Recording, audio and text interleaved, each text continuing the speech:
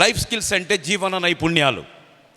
అందంగా, ఆనందంగా, అననుకూల పరిస్థితులలో అద్భుతమైనటువంటి విజయాలు సాధించేదానికి ఏ విధంగా మనం ఆలోచించాలి, ఏ విధంగా పనిచేయాలి, ఏ విధంగా కృషి చేయాలి, ఏ విధంగా చదువుకోవాలి, ఏ విధంగా ఉన్నత శిఖరాలు అధిరోహించడానికి ప్లానింగ్ చేసుకోవాలి అనేటువంటి అంశాలు కూడా మీకు చెప్పే ఉద్దేశం మాకుంది. So first and fundamental thing what you should have in your mind. అనుకోవాలి, అయిపోతుంది. సినిమా డైలాగే, మనసులో అనుకుంటే అయిపోద్ది. ఏమనుకోవాలి?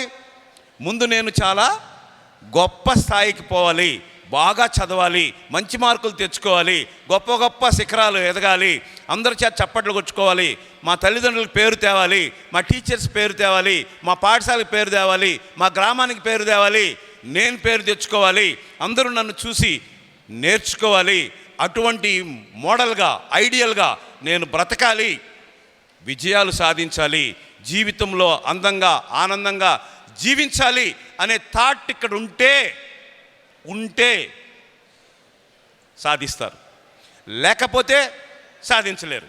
సో మైండ్లో first of all you should have care on your future.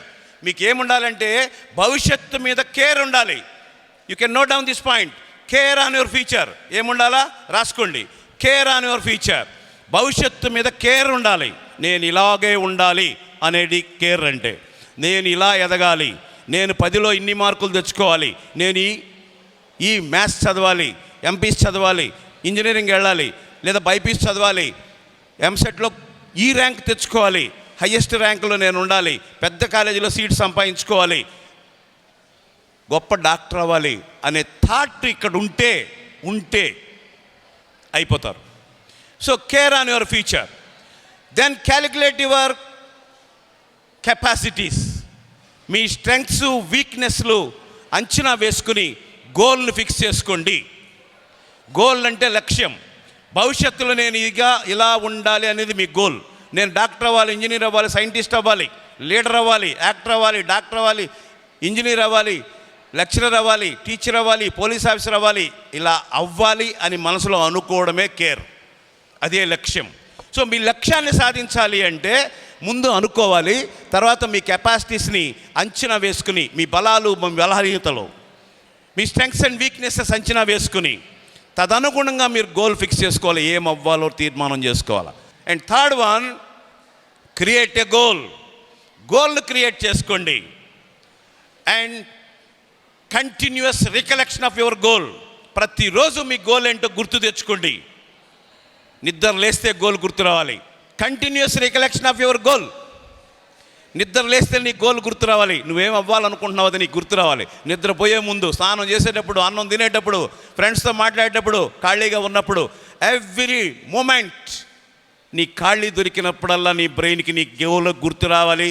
గుర్తయితే ఏం చేయాలో నువ్వు ఆటోమేటిక్గా ప్లాన్ చేసుకుంటావు. So immediate continuous recollection of your goal and constant efforts. Note down it. దీన్ని కూడా రాసుకోండి. Constant efforts to fulfil our dream. Constant efforts. ఊరికే goal అనుకునేసి రోజు నేను 50 సార్లు గుర్తు తెచ్చుకుంటున్నాను సార్ మీరు చెప్పినట్టు, నేను గోల్ రీచ్ కాలేకపోయినానంటే కుదరదు. ఇవన్నీ చేయాలి ఒకటమిడ ఒకటి. Constant efforts to reach your goal. Me goal reach అవ్వడానికి ఎఫర్ట్స్ చేయాలి. ఎఫర్ట్స్ చేయడం అంటే ఏంటి? నేను ఇంజనీర్ అవ్వాలంటే ఏ సబ్జెక్ట్లో ఎక్కువగా ఇంట్రెస్ట్ చూపించాలి, ఎక్కువ చదువుకోవాలని అడగాలి మీ టీచర్స్ని, మీ ఫ్రెండ్స్ని, మీ సీనియర్స్ని. సో ఎన్ని మార్కులు తీసుకుంటే నాకు హయ్యెస్ట్ కాలేజీలో సీట్ వస్తుంది, గొప్ప కాలేజీలో సీట్ వస్తుంది, మీరు ఎంక్వైరీ చేయాలి. ఎన్ని సంవత్సరాలు ఇంటర్మీడియట్ చదవాలి, ఎంసెట్ చదవాలంటే ఏం చేయాలి, తర్వాత కోర్సు ఎన్ని సంవత్సరాలు ఉంటుంది. కాబట్టి దానికి ప్లానింగ్ చేయాలంటే ముందు ఎఫర్ట్స్ చేయాలి, ప్రయత్నాలు చేయాలి. So constant efforts and continuous optimistic approach. Continuous optimistic approach. Optimistic approach అంటే ఆశావాద దృక్పథంతో ముందుకు సాగాలి, అప్రోచ్ అవ్వాలి నీ గోల్ రీచ్ అవ్వడానికి. ఆప్టమిస్టిక్ అప్రోచ్ అంటే నేను చేయగలను, నా వల్ల అవుతుంది, నాకు సాధ్యం, నా ముందు ఎంతోమంది చదివారు, మంచి మంచి ర్యాంకులు సాధించారు, గొప్ప గ్రేడ్స్ వచ్చినాయి, గొప్ప కాలేజీలో సీట్లు వచ్చినాయి, గొప్ప కోర్సుల్లోకి సీట్లు వచ్చినాయి, ఎంసెట్ సాధించారు, డాక్టర్లు అయ్యారు, ఇంజనీర్లు అయ్యారు, సైంటిస్టులు అయ్యారు, ఐఏఎస్ ఆఫీసర్లు అయ్యారు, ఐపీఎస్ ఆఫీసర్లు అయ్యారు. మరి వాళ్ళైనప్పుడు నేను ఎందుకు గాను? ఇందాక సార్ చెప్పారు కదా, if one can do every one can do. చెప్పండి ఒకసారి, if one can do every one can do. ఒకడు ఒకటి సాధిస్తే ఈ ప్రపంచంలో, అదే మాదిరిగా మనం కూడా వాడు ఎంతసేపు చదివాడో మనం అంతసేపు చదివితే, వాడు ఏం బుక్స్ చదివాడో ఆ బుక్స్ మనం సేకరించుకుంటే, వాడు ఎంతసేపు నిద్రపోయాడో అంతసేపు మనం నిద్రపోతే, వాడు ఏం తిన్నాడో అది కనుక్కొని మనం కూడా అదే తింటే, వాడు ఏమేమి బిహేవియర్ కలిగి ఉన్నాడో, ఎలాంటి యాక్టివిటీస్ చేశాడో అది సాధించడానికి ఏ ఎఫర్ట్స్ చేస్తే, ఏ ప్రయత్నాలు చేస్తే వాడికి అది వచ్చిందో అదే ఇమిటేషన్ చేస్తే, అంతసేపు మనం కూడా కృషి చేస్తే, అదే మాదిరిగా కృషి చేస్తే వాడు సాధించగలిగింది ఏంటి, మనం సాధించలేకపోయేది ఏంటి?